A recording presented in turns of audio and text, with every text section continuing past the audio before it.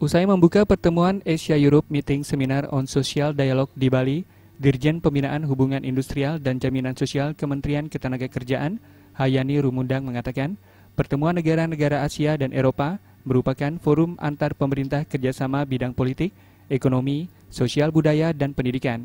Pertemuan di Bali kali ini merupakan tindak lanjut dari pertemuan pada 9 sampai 11 Maret 2014, inisiasi dari Belgia bersama Indonesia. Pada pertemuan melalui dialog sosial ini mendorong peningkatan jaminan sosial di wilayah Asia dan Eropa, di mana jaminan sosial merupakan bagian dari perlindungan sosial bagi pekerja.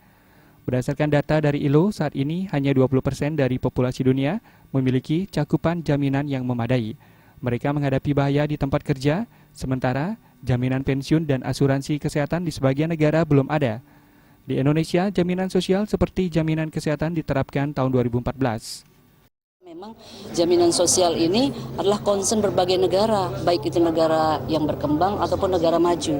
Jadi sebenarnya sekalipun Eropa itu tetap concern, jadi bahasannya nanti lebih fokus kepada bahasan-bahasan jaminan sosial. Terutama kita Indonesia ya ingin juga memperkenalkan di dalam konteks ASEM itu bahwa Indonesia juga sudah lama memulai ya, sekalipun masih beberapa hal masih menemukan berbagai kendala-kendala.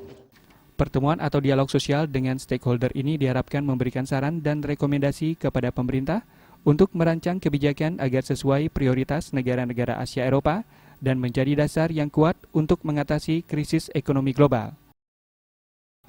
Perawidya dan Angga, Bali TV.